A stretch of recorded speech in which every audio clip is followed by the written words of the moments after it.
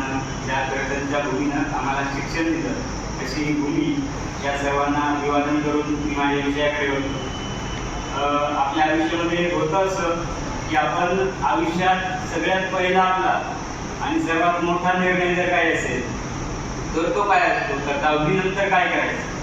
खरं पाहिजे तर आपल्याला दहावीपर्यंत तुम्ही हे सुद्धा विचारत नाही की तुला जर कपडे घ्यायचे असतील तर ते कपडे कसे घ्यायचे बाबा, त्याच्यात सुद्धा तुमचा निर्णय घेतला जात नाही.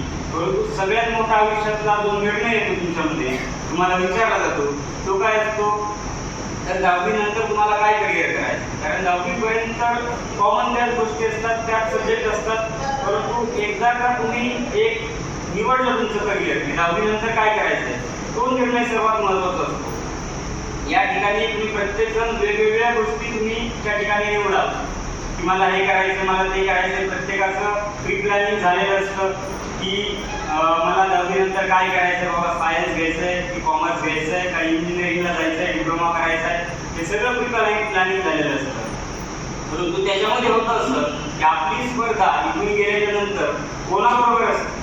आपण शहरामध्ये शिकायला जातो, शिकायला गेल्याच्या नंतर त्यांच्याबरोबर आपली स्पर्धा असते. ते फटाफट इंग्लिशमध्ये बोलत असतात, आम्ही मात्र कुठंतरी कमकुवत पडत असतो. मग आपण घाबरून जातो, भिवून जातो आणि आपल्याला भीती वाटते, कुठेतरी आपण गिवअप करून देतो, सोडून देतो आणि माघारी पडतो.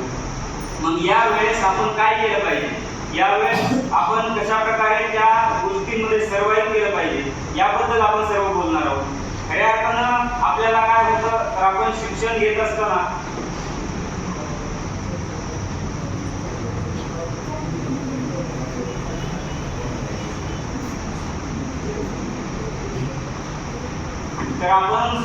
असताना आपल्याला मार्गदर्शन मिळणं गरजेचं असतं. कारण मार्गदर्शन ही जी गोष्ट आहे, कारण अनुभव जो असतो, मार्गदर्शन जे येतं ते कोण देतात, जे अनुभवी असतात. ते अनुभव कशातून येतो, ते काहीतरी गोष्टी करतात, त्यांचं वय जातं तेव्हा अनुभव येतो.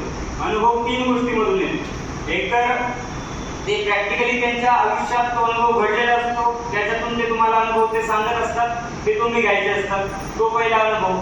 दुसरी गोष्ट म्हणजे त्या गोष्टी तुमच्या बरोबर घडतात तेव्हा एक अनुभव येतो, ती दुसरा अनुभव. आणि तिसरी गोष्ट म्हणजे जेव्हा तुम्ही पुस्तके वाचता, ती पुस्तके सुद्धा तुम्हाला अनुभव देत असतात, ती पुस्तके तुम्हाला शहाणी बनवत असतात, ते तिसऱ्या प्रकारचा अनुभव असतो. तर अनुभवातून तुम्हाला मार्गदर्शन मिळतं आणि ज्याला मार्गदर्शन चांगल्या प्रकारे मिळतं तो या लढाईमध्ये, या संकटाच्या काळामध्ये सुद्धा उभा राहू शकतो असं मला वाटतं. कारण आपण जर इतिहासामध्ये पाहिलं तर अर्जुन आणि कर्ण हे महाभारतातील 2 मोठी योद्धे होते. परंतु त्यामध्ये जिंकला कोण, अर्जुन जिंकला. कर्ण काय झाला, पराभूत झाला. मला त्याचं कारण असं वाटतं की कर्णाला मार्गदर्शन करणारा कोण होता, शकुनी मामा होता आणि त्याची संगत कोणाबरोबर होती, दुर्योधनाबरोबर होती. परंतु त्याचबरोबर जर आपण पाहिलं तर अर्जुनाची संगत कोणाबरोबर होती आणि अर्जुनाला मार्गदर्शन कोणाचं होतं, तर ते श्रीकृष्णाचं मार्गदर्शन होतं.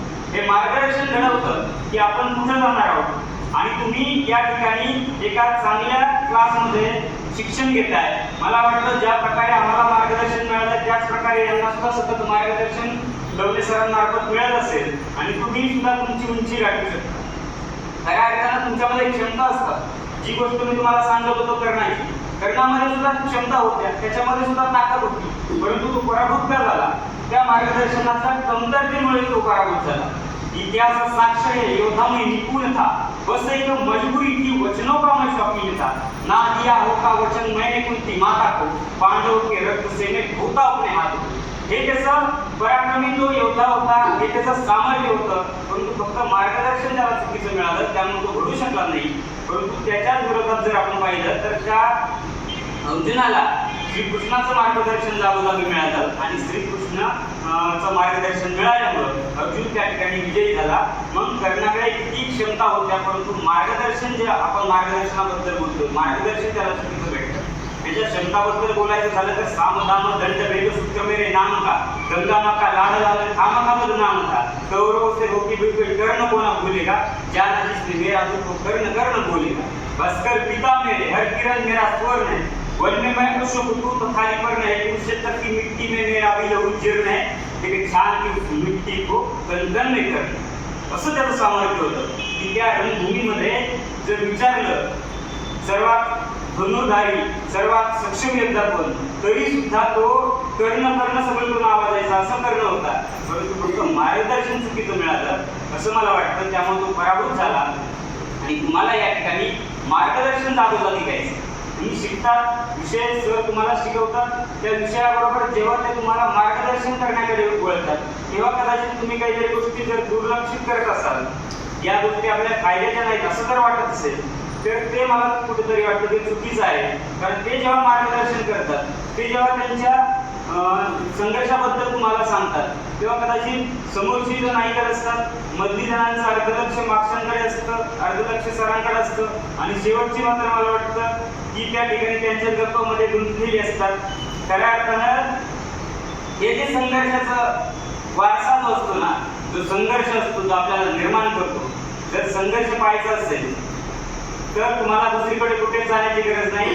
आम्ही जेव्हा 2017 साली या क्लासमध्ये जॉईन झालो, सरांचं आणि आमचं त्या दिवशीच बोलणं झालं. त्या दिवशी त्यांनी मला सांगितलं की क्लासमध्ये येऊन तू मुलांना मार्गदर्शन करावं. त्यावेळेस आमची अर्धा तास चर्चा झाली. त्यावेळेस त्या काळचे किस्से, त्यांच्या संघर्षाचे किस्से ते सांगत होते आणि ते किस्से आम्ही सुद्धा अनुभवलेले आहेत. की छोटासा एक हॉल होता, त्याच्यामध्ये आम्ही 6 जण होतो. 6 जण फक्त मुलं होतो आणि त्या हॉलचं सुद्धा भाडं त्याद्वारे निघत नव्हतं. हा संघर्ष होता आणि या संघर्षातून आज या ठिकाणी 50-50च्या 2, 3, 4 बॅचेस चालत आहेत आणि आज 50च्या वर जर ऍडमिशन आली तर तुमची त्यांची तुम्हाला शिकवण्याची क्वालिटी डाऊन होऊ नये म्हणून ते मुलं सुद्धा घेत नाहीत. म्हणजे हा आज आपण पाहिला तर संघर्षाच्या काळात केला आणि त्याचं फळ कदाचित हे त्यांना आज आपल्याला पाहायला मिळतं. आणि त्यामुळे तुम्ही फक्त फी देताय आणि सर तुम्हाला शिकवतात या गोष्टी नसतात. तर एक गोष्ट असते की जेव्हा माणूस लीडर नसतो, लीडर म्हणजे कोण, कोणाला तरी घेऊन चालणं. जेव्हा माणूस लीडर नसतो त्यावेळेस त्याच्यासाठी ग्रोथ, त्याच्यासाठी यश काय असतं, तो स्वतःला वाढवणं हे यश असतं. परंतु त्या दिवशी माझी जी पण चर्चा झाली सरांबरोबर, त्यावेळेस त्यांचं फक्त एकच सांगणं होतं की माझी मुलं कुठंतरी शिकली पाहिजे. तू मार्गदर्शन कर म्हणजे त्यांना कळेल की पुढे जाऊन कसं असतं आणि पुढे जाऊन त्यांनी काय रस्ता निवडला पाहिजे. लीडर जेव्हा माणूस होतो त्यावेळेस त्याच्यासाठी यश काय असतं, तर त्याच्याबरोबर जी चालतायत ते पुढे जाणं यश असतं. हे त्या दिवशी मला त्यांच्याबरोबर बोलताना जाणवलं.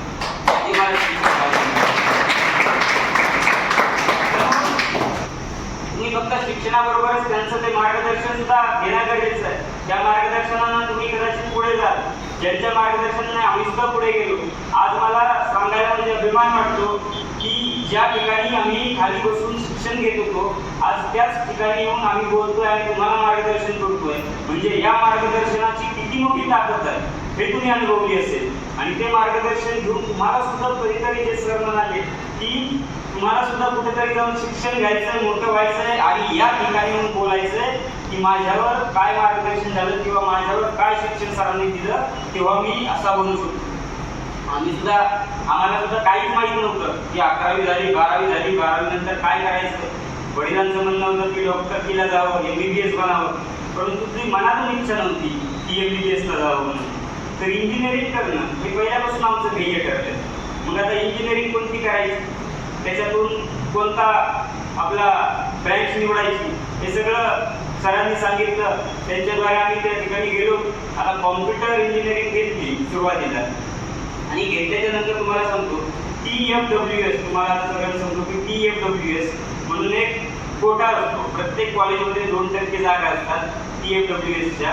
लक्षात ठेवा कधी पण जेव्हा पण तुम्ही कॉलेजचा फॉर्म भराल तेव्हा तुमच्या म्हणजे घरचं जर उत्पन्न 8 लाखाच्या खाली असेल तर त्या 2 कोट्यामध्ये 2% कोट्यामध्ये तुमचं ॲडमिशन होऊ शकतं.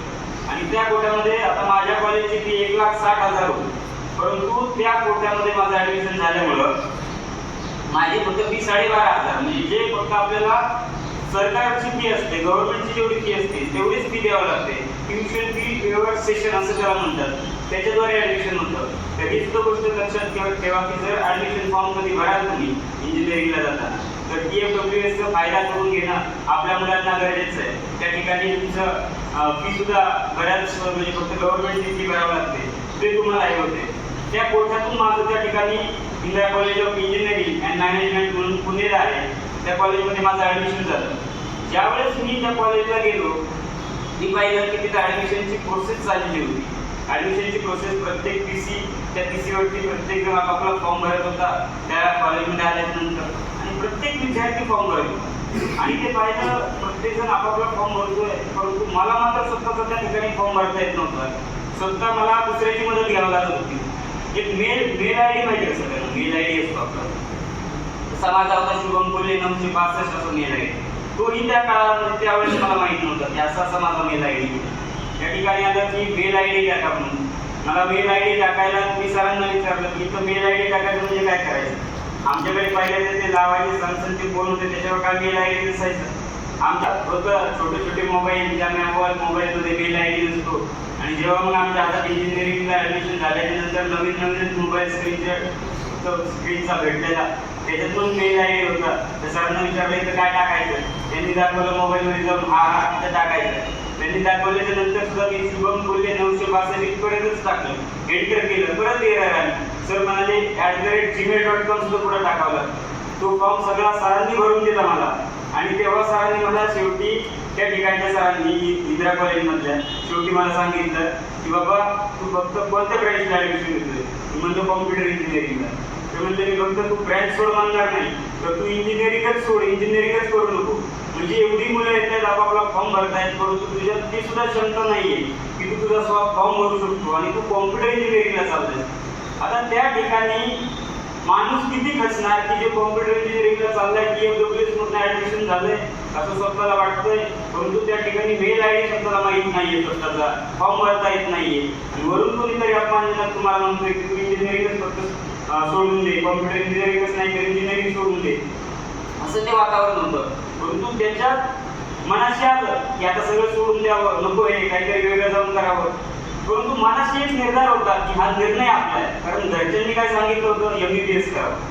निर्णय काय घेतला होता मी स्वतःचा की मला इंजिनिअरिंग करायची, कॉम्प्युटर इंजिनिअरिंग करायची, हे सुद्धा निर्णय झालेला.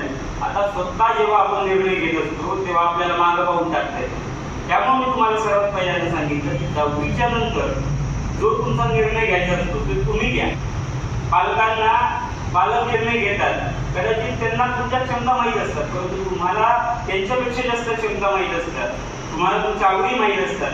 त्यामुळे तो निर्णय घेताना तो निर्णय तुम्ही घेतला पाहिजे की मला 10वीच्या नंतर काय करायचं.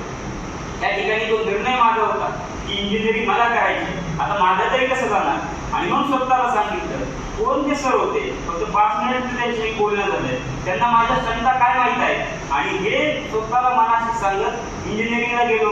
इंजिनिअरिंगला गेल्याच्या नंतर त्या ठिकाणी पाहिलं सगळेजण इंग्लिशमध्ये बोलत आहेत, आम्हाला तर इंग्लिश फक्त म्हणजे ऐकायला कानाला कळते, बोलता तर मात्र येत नव्हते. त्यावेळेस छोटी मोठी वाक्य फक्त बोलता यायची. ज्यावेळेस स्वतःबद्दल सांगायचं होतं ते सुद्धा आम्ही वाक्य अशी तयार करून त्या ठिकाणी इंजिनिअरिंगच्या कॉलेजमध्ये बोललो. अशी आमची त्या ठिकाणी परिस्थिती होती इंग्लिशबद्दल.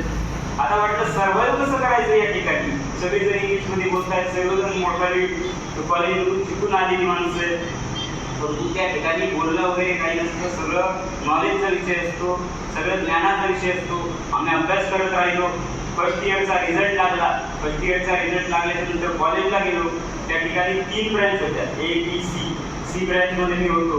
आणि त्या ठिकाणी ज्यावेळेस रिझल्ट डिक्लेअर झाला त्यावेळेस नाव आलं की C ब्रँचमधनं शुभम कोल्हे हा फर्स्ट रँक होल्डर आहे. आणि पूर्ण कॉलेजमधनं त्या ठिकाणी आपल्याला जर आपल्या क्षमता माहीत असते तर आपण काहीही करू शकतो. त्या क्षमता मला माहीत होत्या माझ्या, मी काय करू शकतो. मी त्या ठिकाणी गिव्हअप केलं नाही. स्वतःचा निर्णय होता, स्वतःच्या निर्णयावर चाललो. होतं असं की निर्णय घेणं गरजेचं असतं. आपण निर्णय घेत नाही. तुम्हाला माहीत असेल की चंद्रावर सगळ्यात पहिल्यांदा पाऊल ठेवणारा माणूस कोण?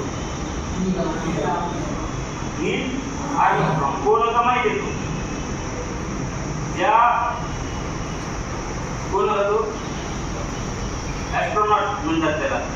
त्याच्यानंतर तो ज्या अंतर यानातून तो गेला त्याचा तो को पायलट होता. आणि मेन पायलट जो होता तो बस म्हणून दुसरा होता. बस एल्ड्रिन त्याचं नाव होतं, मेन पायलट. आणि हा को पायलट होता. परंतु ज्यावेळेस ते अंतराळ त्या ठिकाणी चंद्रावर पोहोचलं, नासाकडनं संदेश गेला की मेन पायलटना सर्वात पहिल्यांदा चंद्रावर जावं. ज्या प्रकारे तो संदेश आला तो ऐकला बस एल्ड्रिननं, आणि बस एल्ड्रिननं जसा तो संदेश ऐकला त्यानं विचार केला की मी जर चंद्रावर पाऊल टाकलं आणि चंद्राच्या गुरुत्वाकर्षणानं मला जर खेचलं तर काय होईल, तर माझं काय होईल, किंवा जाळ तर होणार नाही ना, किंवा त्या गुरुत्वाकर्षणानं मला ओढले तर जाणार नाही ना, असा तो त्या ठिकाणी विचार करत राहिला.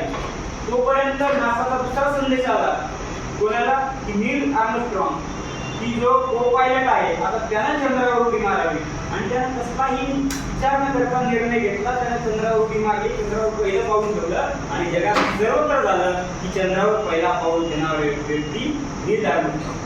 त्यामुळे निर्णय घेणं गरजेचं आहे. निर्णय घेण्यात वेळ वाया घालू नका, निर्णय घेण्यामध्ये वेळ वाया घालू नका. निर्णय घ्या आणि तो निर्णय कशा प्रकारे बरोबर होता हे जगाला सिद्ध करून दाखवा, त्याच्यासाठी काम करा. तो निर्णय घेणं गरजेचं.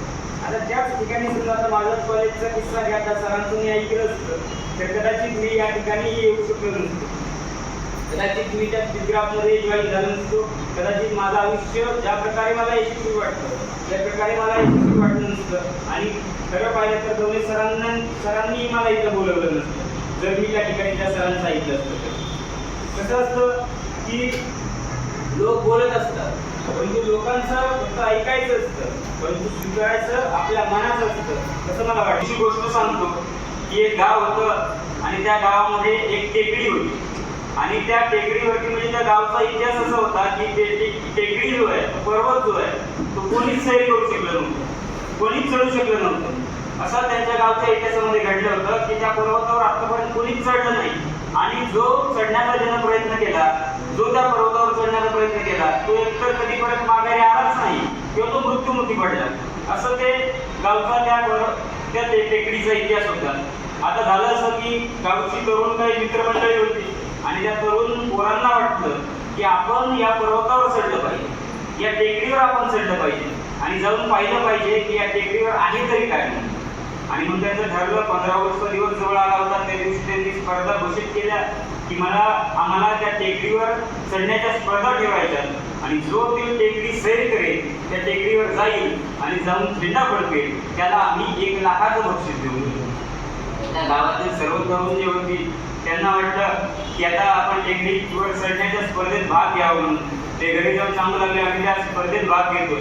आणि घरचे त्यांना म्हणजे ओरडून सांगायला लागले की गावच्या इतिहासात असं घडलं नाही कधी की त्या टेकडीवर कोणी चढू शकलं नाही, चढू शकलोय बाबा, किंवा जो चढण्याचा ज्यानं पण प्रयत्न केला तो कधी माघारी झाला नाही, तो मृत्युमुखी पडलाय, तो माघारी झाला नाही कधी, तो जिवंत माघारी आला नाही, असा त्या टेकडीचा इतिहास आहे. तुम्ही नका जाऊ किंवा असं काही करू नका असं ते घरची सांगत होती. आणि मग त्या स्पर्धेचा दिवस जवळ आला, 15 ऑगस्टचा दिवस जवळ आला. ते स्पर्धा त्या दिवशी होती, अनेक मुलांनी त्या स्पर्धेमध्ये भाग घ्यायचं ठरवलं होतं. आता घरच्यांना वाटलं आता मुलं भाग घेत आहेत, यांच्या जीवाचं वडवाकडं व्हायला नको, त्यामुळे त्यांना झाडाला बांधून ठेवलं. काहींनी आपल्या घरात कोंडलं, आणि त्या स्पर्धेसाठी मग माणसं जमली. त्या ठिकाणी फक्त 6 मुलं त्या स्पर्धेत भाग घेण्यासाठी आली. आता ते सगळे वृद्ध माणसं, अनुभवी माणसं त्या ठिकाणी आलेली होती, गावातली येऊन ते आलेले होते. ते त्यांना ओरडून सांगत होते, अरे का असं धाडस करताय, अरे का तुम्हाला मरण स्वीकारायचंय, कशाला चढताय या टेकडीवरती. आता आपला गावचा इतिहास असा आहे की ही टेकडी कुणीच सैर करू शकलं नाही उद्या आयुष्यामध्ये. हजारो वर्षाचा इतिहास आहे आणि ते तुमच्याच्यानं होऊ शकत नाही. का तुम्हाला प्राण गमवायचे? अरे जर तुम्हाला पैसाच पाहिजे असेल फक्त ही स्पर्धा जिंकून, तर आम्ही तुम्हाला फुकट तुमचं पालन पोषण करतो, आम्ही तुम्हाला खाऊ घालतो, आम्ही तुम्हाला पैसे देतो, आम्ही तुम्हाला काम सांगत नाही, परंतु असं धाडस करू नका असं ते गाव दयामयाने त्यांना सांगत होतं. आता हे सगळं ऐकल्याच्या नंतर 6 जणांमध्ये मागची 2 जे टेकडी चढत होती त्यांनी एकमेकाशी चर्चा केली. ते म्हणाले, अरे एवढी मोठी गावची माणसं आपल्याला सांगतेय म्हणल्याच्या नंतर खरंच काहीतरी असेल, खरंच काहीतरी वर एकदा गेल्याच्या नंतर कुणी माघारी येत नसेल किंवा कुणी वर चढूच शकला नसेल, काहीतरी असेल त्यामुळे तरी सांगताय.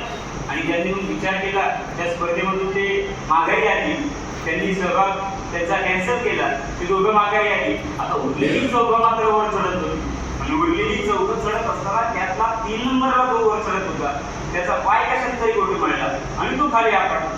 तो जसा खाली आपटला, 4था नंबरला जो होता त्याने त्याला उचललं, सावरलं, त्याला उभा केलं. आणि पडणारा उचलणाऱ्याला विचारतोय की काय झालं म्हणून.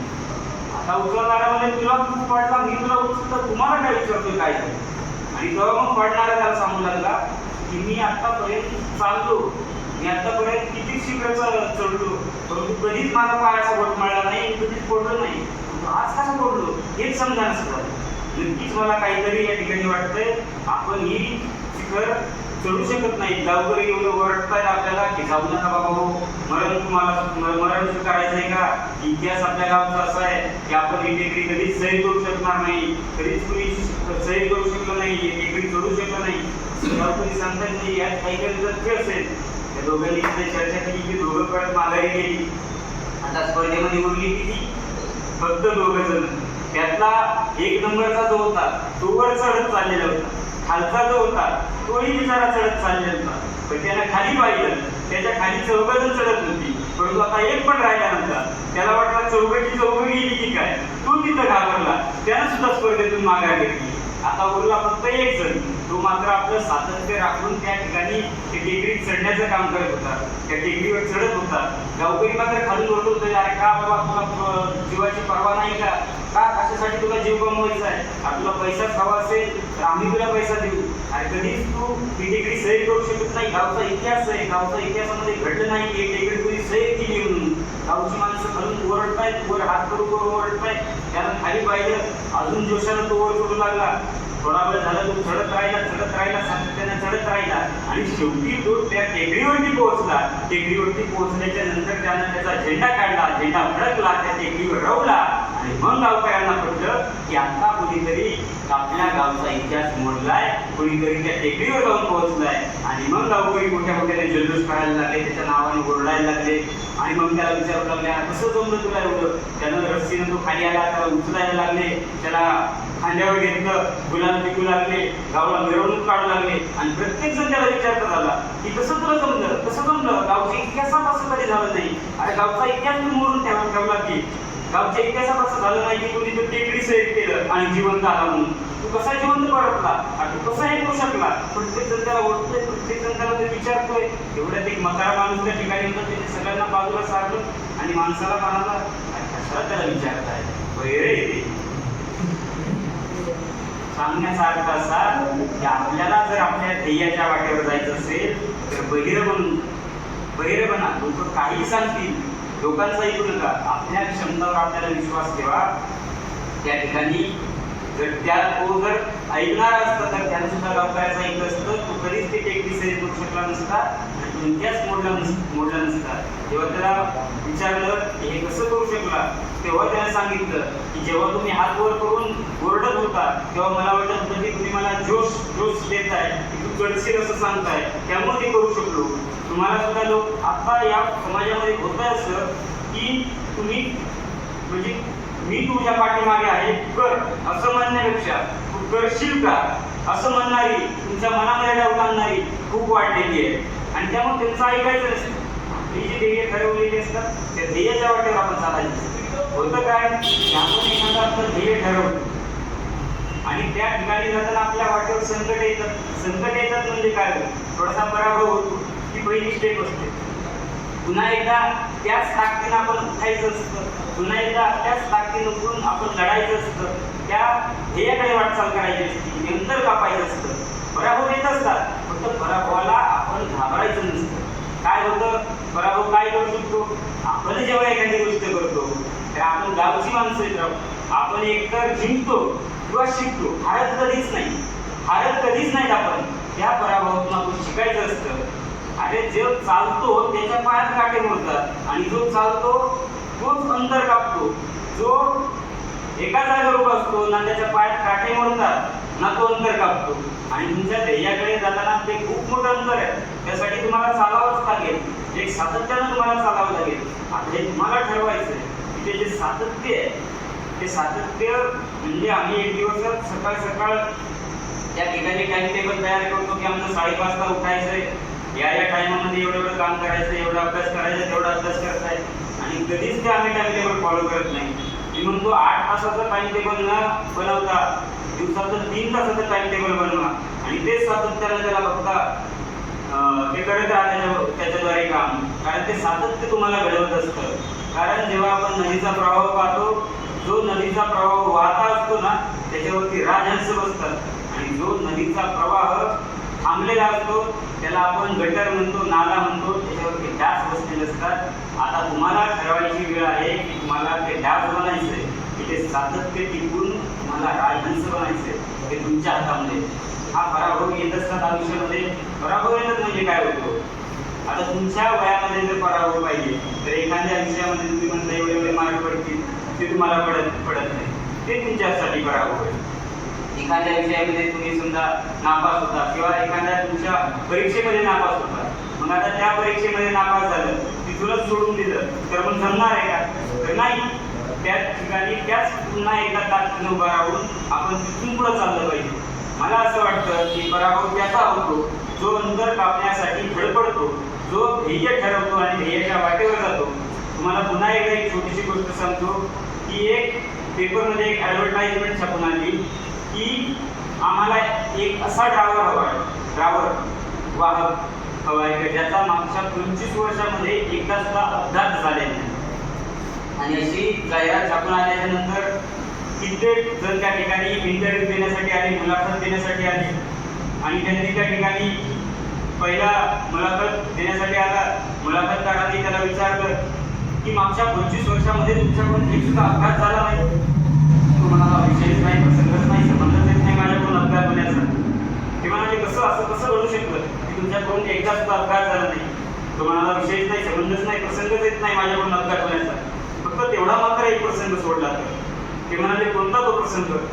तर तो त्याच्यावर सांगता झाला एकदा झालं असं की मी एक वळणावळणाचा रस्त्यावर गाडी चालवत होतो आणि ते वळणावळणाच्या रस्त्यावर गाडी चालत असताना माझ्या हातून टेरी जरा जास्तच फिरली आणि गाडी दरीत कोसळली. त्याच्यामध्ये 30 प्रवासी होती, 20 दगावली, 10 वाचली. त्याच्या व्यतिरिक्त माझ्याकडून दुसरा कोणता अपघात? मुलाखतकार म्हणाला पुढचा मुलाखतीसाठी बोलावला.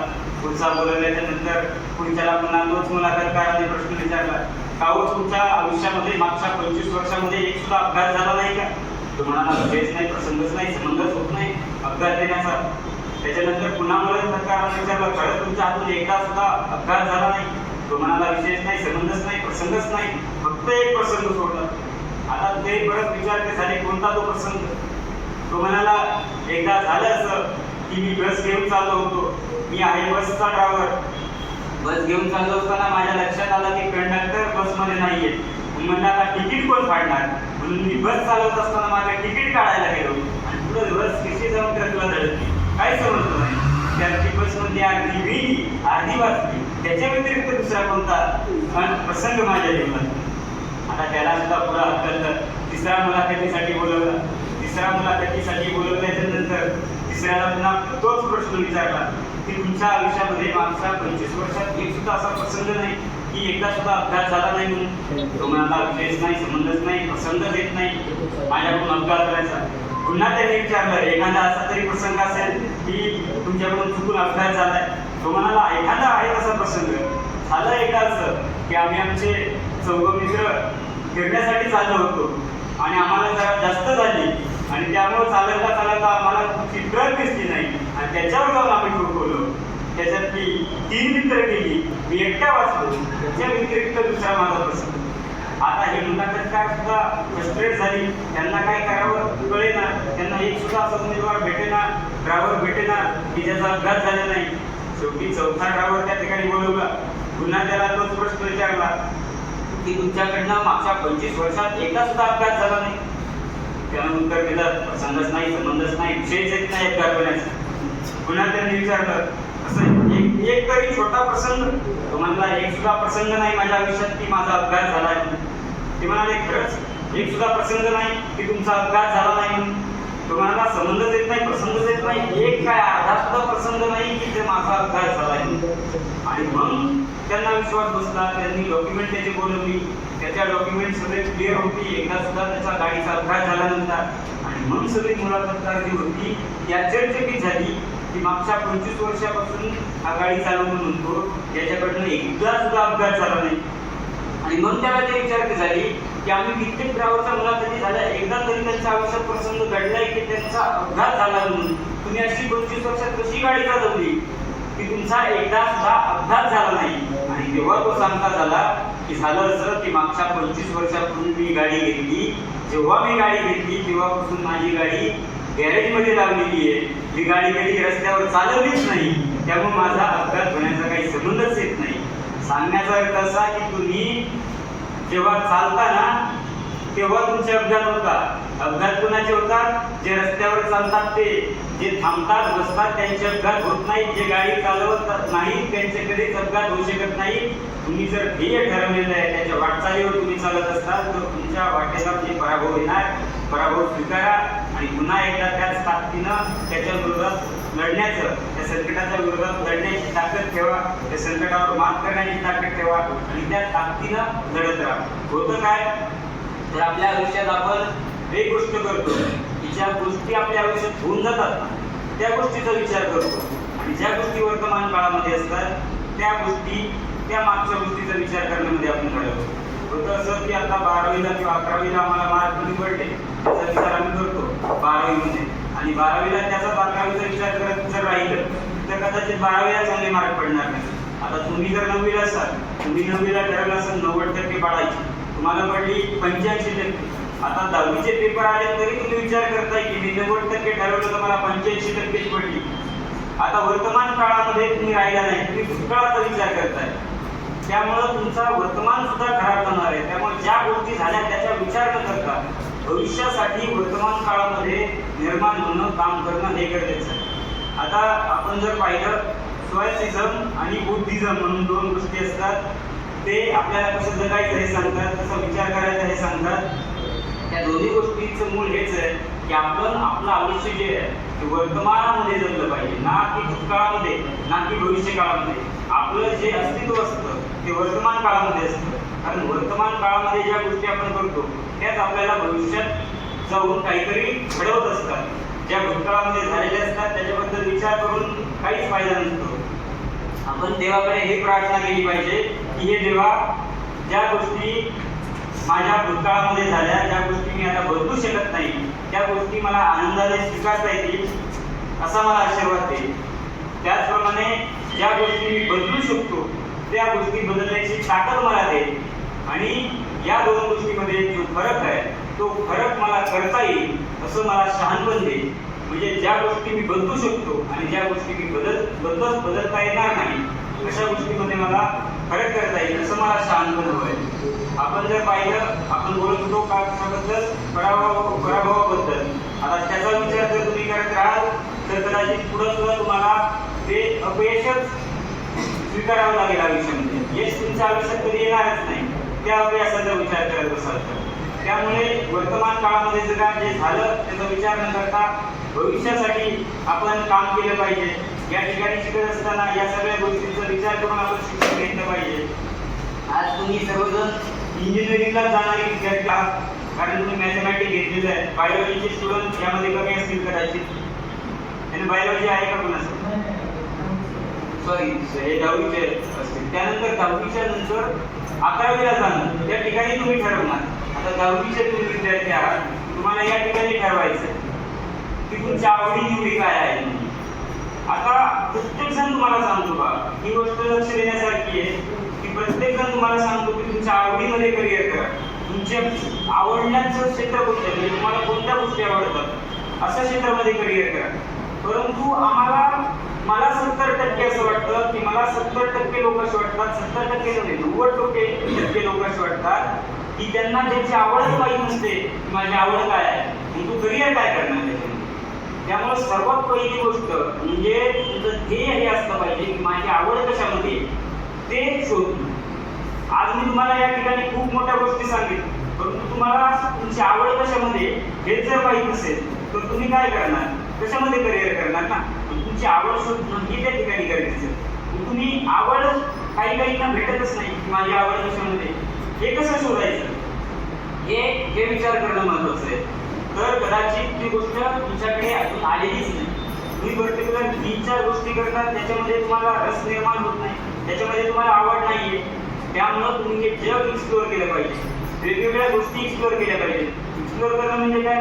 अनुभवणं, त्या गोष्टी करणं आणि त्यानंतर तुम्हाला कळेल की खरंच माझी या गोष्टीमध्ये आवड आहे का, या गोष्टीमध्ये आवड आहे का.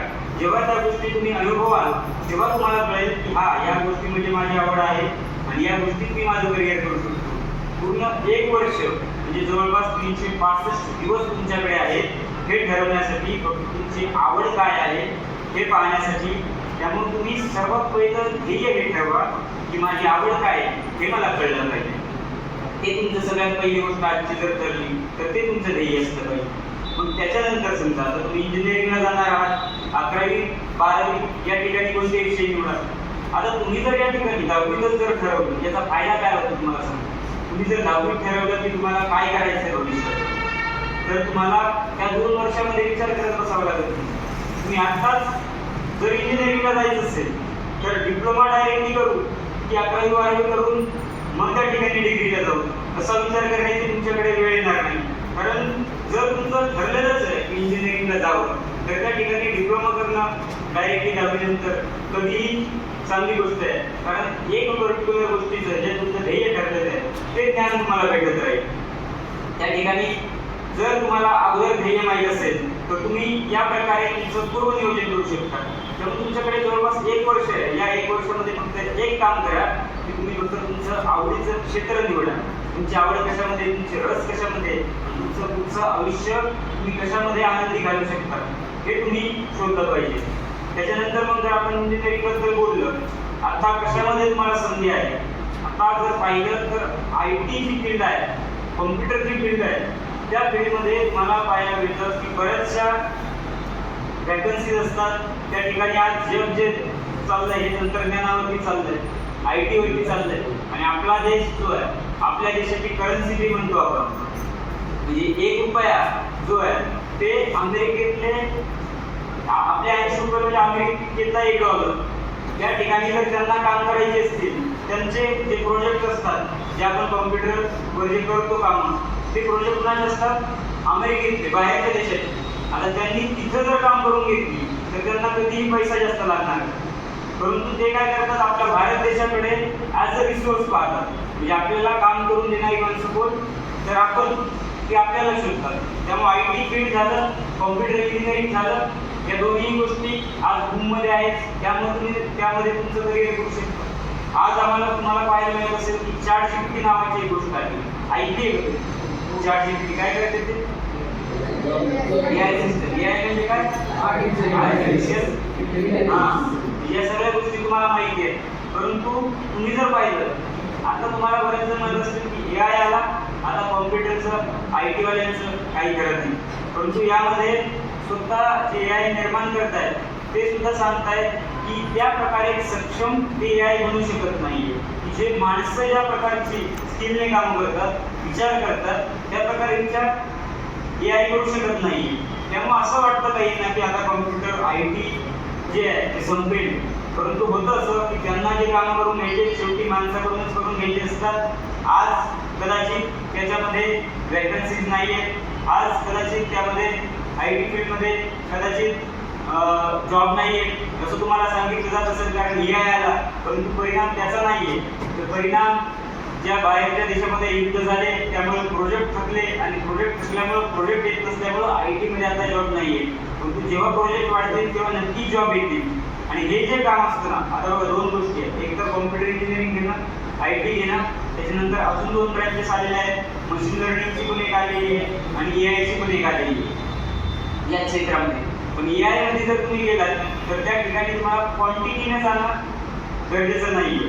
म्हणजे क्वांटिटीने म्हणजे कसे की तुम्ही सर्वांनी त्या ठिकाणी आर्टिफिशियल इंटेलिजन्ससाठी कोर्ससाठी तुम्ही ॲडमिशन घेतलं, ते शिकलात, तर तुमची सगळीच क्वांटिटी त्या ठिकाणी जाणार, जॉब भेटणार असं नाही आहे.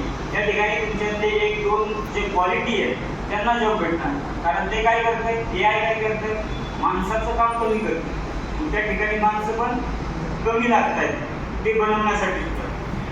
त्यामुळं AI मशीन लर्निंग जे झालं तर तुमच्यात क्वालिटी असेल तर तुम्ही त्या ठिकाणी जाऊ शकता.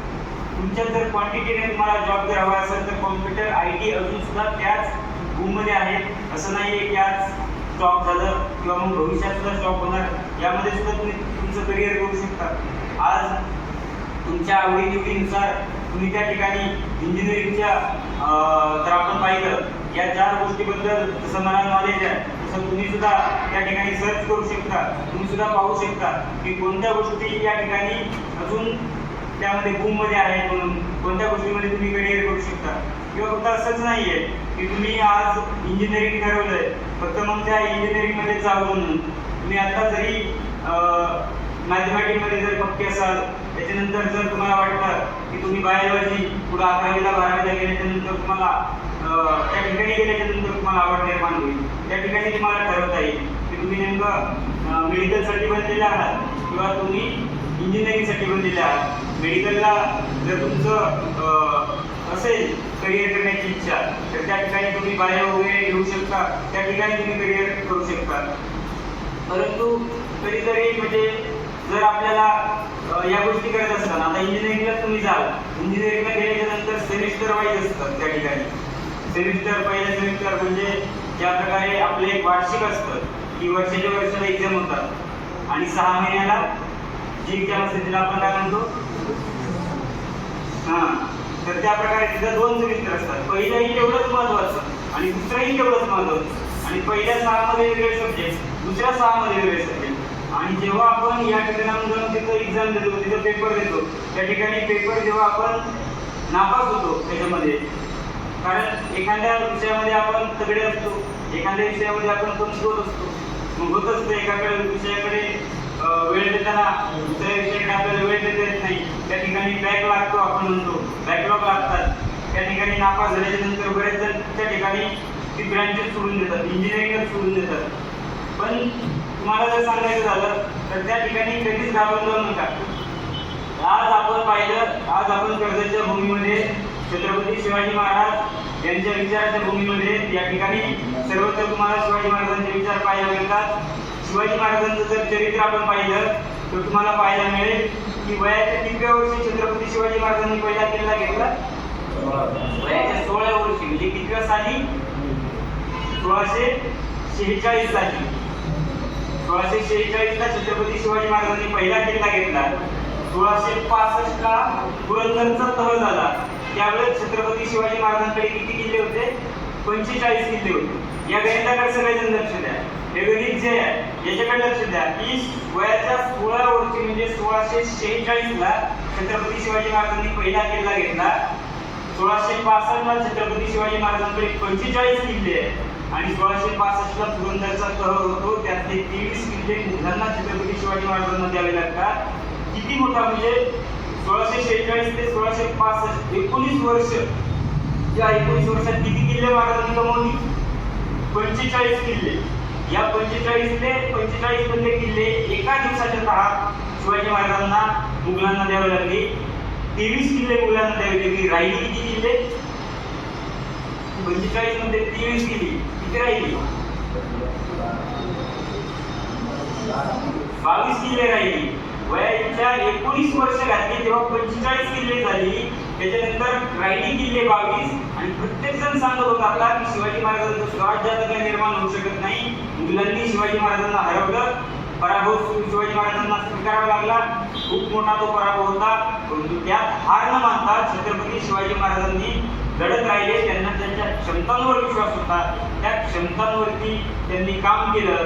जेव्हा छत्रपती शिवाजी महाराजांचा रायगडावरती राज्याभिषेक झाला 1674 ला म्हणजे किती वर्षांनी 1665 ते 1674 9 वर्षांनी राज्याभिषेक झाला. 9 वर्षांनी राज्याभिषेक झाल्याच्या नंतर राज्याभिषेकाच्या दिवशी छत्रपती शिवाजी महाराजांकडे 372 किल्ले होते अशी नोंद आहे. म्हणजे फक्त 9 वर्षात छत्रपती शिवाजी महाराजांनी 350 किल्ले कमवली. असं छत्रपती शिवाजी महाराजांनी स्वतःच्या क्षमतेवर विश्वास ठेवला. त्यामुळे ते सर्व काही होऊ शकलं. त्यामुळे तुमच्या ज्या क्षमता आहेत त्या फक्त तुम्हाला माहित आहे. तुमच्या क्षमतांवरती विश्वास ठेवा. त्याचप्रमाणे सांगायचं झालं तर तुम्हाला या ठिकाणी मार्गदर्शन मिळतंय त्याबद्दल काही वेगळी गोष्ट नाही. ते मार्गदर्शन तुम्हाला मिळत राहणार आहे. ते मार्गदर्शन सतत घेत राहा. तुम्हाला दुसरं मार्गदर्शन मोटिवेशन जे हवंय ते छत्रपती शिवाजी महाराजांच्या चरित्रावर अभ्यास करत राहा. ते चरित्र जेव्हा पण तुम्ही तुमच्यावर संकट येईल तुमच्यावर संकट येते, तुम्ही हरताल, पराजित व्हाल, अपयश येईल, त्यावेळेस तुम्हाला स्वतःला ताकद निर्माण करेल छत्रपती शिवाजी महाराजांचं चरित्र, की मी या संकटातून कसं बाहेर निघलं पाहिजे. खऱ्या अर्थानं संकट कशासाठी येतात? ते तुम्हाला हरवण्यासाठी येत नसतं, ते तुम्हाला तुमची क्षमता दाखवण्यासाठी येत असतात, ते तुमच्या उंची तुम्हाला दाखवण्यासाठी येत असतात, की तुमच्यामध्ये किती क्षमता आहे आणि तुम्ही काय करू शकता हे दाखवण्यासाठी ही संकट येत असतात. त्यामुळे घाबरून जायचं नसतं, त्याच्याशी लढायचं असतं, त्या संकटाशी लढायचं असतं, तेव्हा तुम्हाला कुठेतरी जाऊन यश मिळत असतं.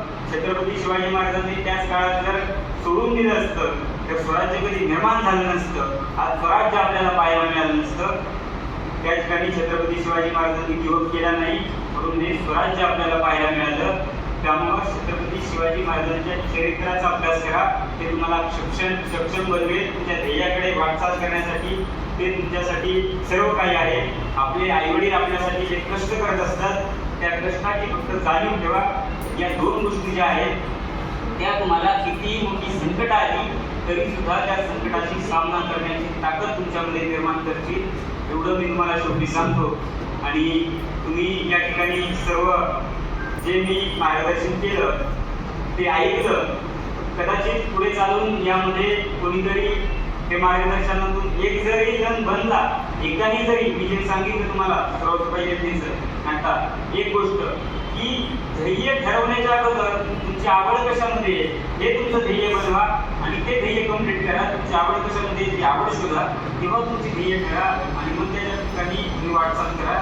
जेव्हा कोणीतरी त्याच्या आवडीमध्ये करिअर करेल, जेव्हा कोणीतरी या ठिकाणी मोठा होईल, या ठिकाणी येऊन व्यासपीठावर पुन्हा एकदा बोलेल, तेव्हा आम्हाला सुद्धा तोच आनंद या ठिकाणी होईल की कदाचित या ठिकाणी मार्गदर्शन दिल्याचा फायदा झाला आणि माझ्या बोलण्यातून एक जरी जण घडला. आणि त्या ठिकाणी मला आज दबे सरांनी या ठिकाणी बोलवलं, त्याबद्दल मी त्यांचे सुद्धा शेवटी जाता जाता आभार मानतो. सर्वांना धन्यवाद देतो. जय जिजाऊ, जय जय.